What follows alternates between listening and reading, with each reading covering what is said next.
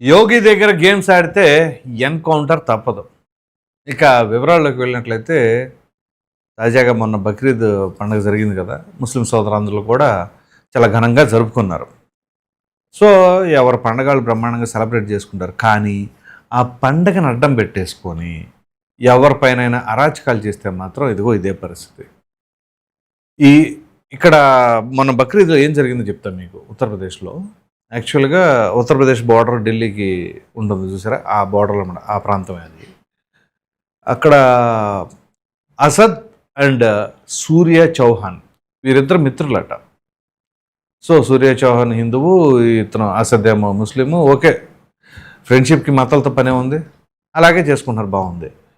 మొన్న బక్రీద్ రోజున 28వ తేదీ ఈ సూర్య చౌహాన్ని అసద్ ఇన్వైట్ చేశాడు. ఓకే, వెళ్ళాడు. వెళ్ళిన తర్వాత అసద్తో పాటు ఇంకో 7 కుర్రోళ్ళు ఎవరో ఉన్నారండి అప్రాక్సిమేట్గా మొత్తం మీద. ఇతను గొర్రెని ఎలా చంపుతారో తెలుసా మీకు అని చెప్పేసి సూర్య చౌహాన్ నాకు తెలియదు అన్నాడంట. దానికే కత్తితో పొడి చేస్తారా అక్కడ, నాకు తెలియదు దాని గురించి అని చెప్పేసి అంటే ఆ కుర్రోడిని అక్కడ కత్తితో పొడి చేసి చంపేశారు. ఏం చేయాలి వీళ్ళని? అంటే వీళ్ళ మతానుసారంగా వీళ్ళు ఏం చేస్తారు ఏంటి అవన్నీ కూడా అందరూ తెలుసుకొని ఉండాలా. ఆ సూర్య చౌహాన్ అనే యువకుడు 17 సంవత్సరాలు అంట అతనికి. మార్చి వీళ్ళు అప్స్కాండ్. ఆ 7 ఎటు వెళ్ళిపోయారండి. ఈ కుర్రోడు అసద్ అనే కుర్రోడు ఎటో పారిపోయాడు. సో అక్కడ నుంచి బొగ్గు మనది రాష్ట్రం. సో ఆ సూర్య చౌహాన్ తల్లిదండ్రులు అయితే మాత్రం గట్టిగా ఏ ఒక్కరిని కూడా వదిలేదు లేదు, ప్రతి ఒక్కరిని కూడా కఠినంగా శిక్షించాల్సిందే, ఎన్కౌంటర్ చేయాల్సిందే అని చెప్పేసి అటు వాళ్ళ తల్లిదండ్రులు, ఇతనికి మద్దతుగా హిందూ సంఘాలు అన్నీ కూడా గట్టిగా పట్టుబట్టాయి. సో అతని పైన 50,000 రూపాయల రివార్డు కూడా ప్రకటించిందంట ప్రభుత్వం, పోలీస్ శాఖ వాళ్ళు ప్రకటించి అతని కోసం ముమ్మరంగా గాలింపు చర్యలు, అనేక చోట్ల టీములుగా వెళ్ళటాలు, 48 అవర్స్. ఈలోపు ఇతను యసద్ అనే యువకుడు వేరే ఫ్రెండ్ ద్వారా ఎక్కడో డబ్బులు సమకూర్చమని చెప్పాడట.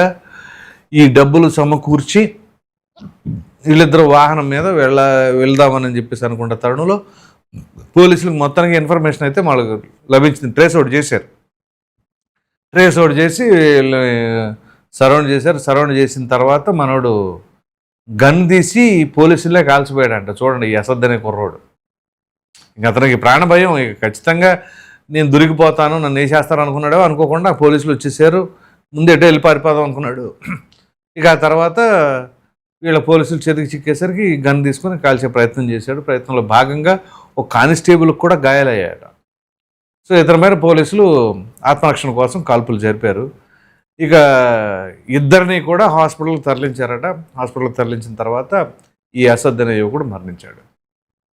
ఇది పరిస్థితి. ఇప్పుడు ఆ సూర్య చౌహాన్ వాళ్ళ తల్లిదండ్రులు ఆ 7 మిగతా 7 కూడా అలాగే చేయాలి. భవిష్యత్తులో ఇంకెక్కడా కూడా ఎవరు కూడా ఇట్లాంటి ఒడిగడతానికి ఆస్కారం ఉండకూడదు. ఇప్పుడు చూడండి, 2 భిన్నమైన మతాల వాళ్ళు ఫ్రెండ్షిప్ చేసుకున్నారంటే ప్రతి ఒక్కరు కూడా సంతోషిస్తారు, ప్రశంసిస్తారు.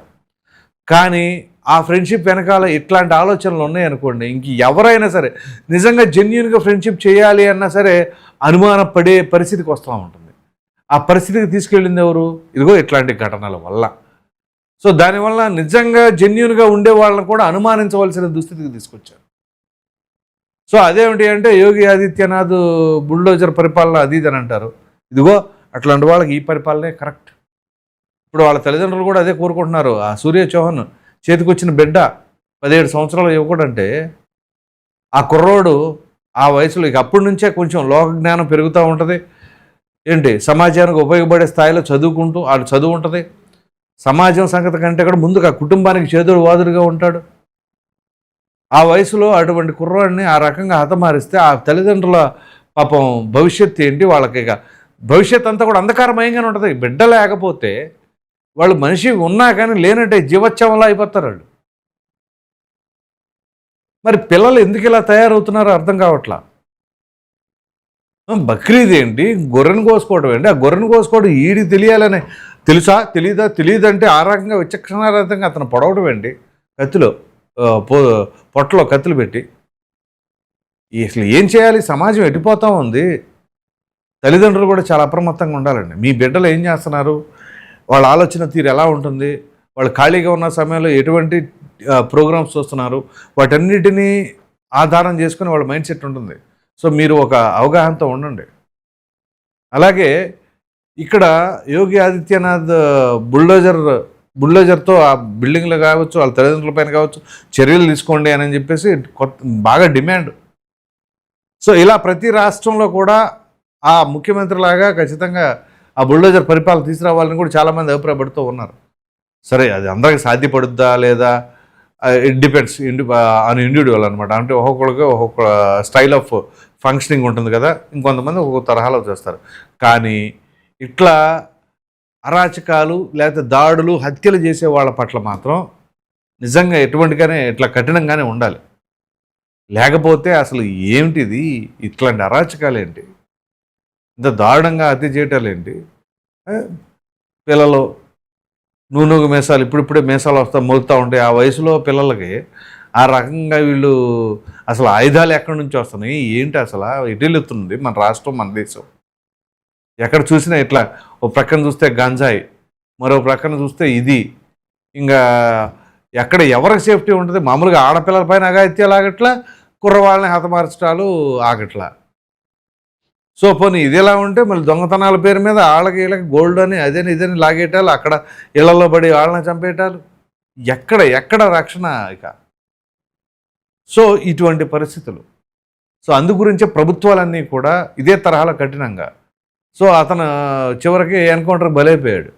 ఇప్పుడు చివరికి ఏమైంది, ఆ అసద్ అనే ఒకడు పోయాడు, ఇటు పాపం అభోశభం ఎరగని ఆ సూర్య చౌహాన్ అనే కుర్రాడు అతను హతమార్చడం వలన సో వాళ్ళ తల్లిదండ్రులకి కడుపు కోత, వీళ్ళ తల్లిదండ్రులకి కడుపు కోత.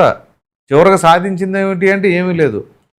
సమాజంలో అస్థిరత, మీ తల్లిదండ్రులు సంపాదించుకున్న పేరునంతా కూడా బూడిదలో కలిపిన పన్నీర్లాగా, బూడిదలో పోసిన పన్నీర్లాగా అయిపోయింది పరిస్థితి. కాబట్టి పిల్లలు కూడా తెల్లారు లెగిస్తే ఫోన్ లేక చూడాలి కాదు, కొంచెం మీ కుటుంబానికి ఉపయోగపడే, మీ జీవితానికి ఉపయోగపడే చూసుకోండి.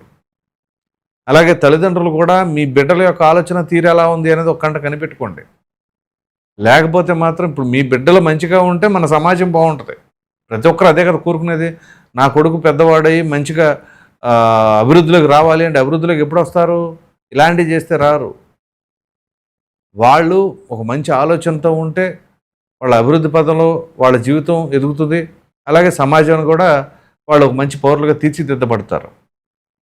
సో అందుగురించే ఇక్కడ యూపీలో ఈ జరిగిన దారుణ ఘటన చాలా బాధాకరమైనది. బక్రీద్ అంటే శుభ్రంగా అందరూ సంబరాలు చేసుకుంటారు. సరే ఆ గొర్రెనో ఏదో గొర్రె మాంసం శుభ్రంగా అందరికీ షేర్ చేసుకుంటారు, అందరికి బాగుంటుంది.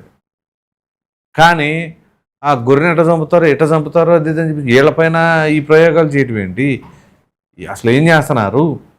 సో ఇక మళ్ళీ దీన్ని తీసుకొచ్చేసి ముస్లిం హిందూ గొడవ అని చెప్పేసి, ఇప్పటికి మన దేశంలో ఉన్న దరిద్రం ఏంటి అంటే